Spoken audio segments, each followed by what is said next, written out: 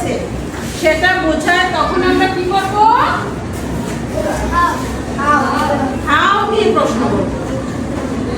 কোনো কাজ কিভাবে সংগঠিত হয় তাহলে আমরা সেটা বোঝাতে আমরা কি করব?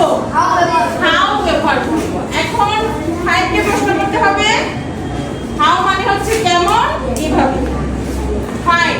এখন প্রথমে ফাইন গুলো প্রশ্ন করব। ফাইনের পরিবর্তে কি লিখব? হাউ। এখানে অক্সিলারি ভার্ব কি আছে?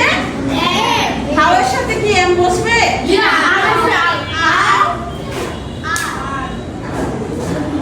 আর আই এর পরিবর্তে কি বসবে? এখানে আই এম ফাইন, কিন্তু এখানে আর আই বসবে না, এখানে কি বসবে? How are you.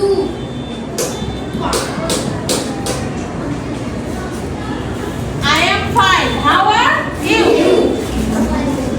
How are you? এটার আনসারটা কি আসলো? I am fine. তাহলে কোশ্চেনটা ঠিক আছে?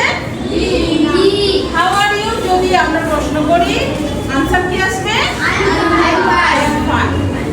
তাহলে আমরা কি বুঝলাম যে যদি কাজ কিভাবে সংগঠিত হলো বা কোনো বস্তুর অবস্থান সম্পর্কে বুঝতে চাওয়া হলে তখন আমরা প্রশ্ন করব how.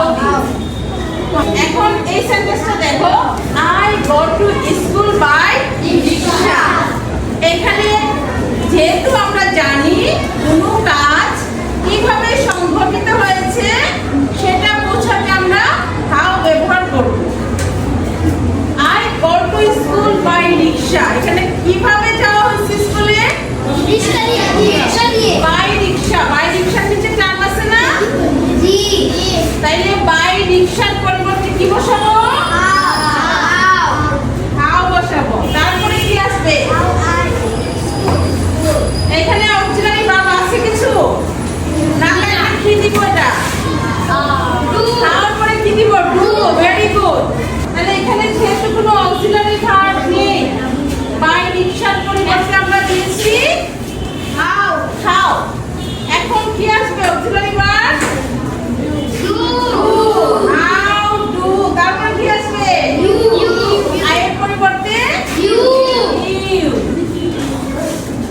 How do you go to school?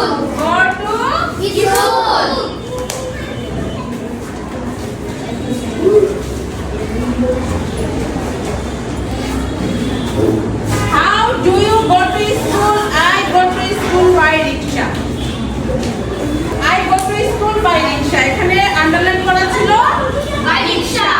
আমরা জানি কাজ কিভাবে সংগঠিত হয়েছে যদি বোঝায় তখন আমরা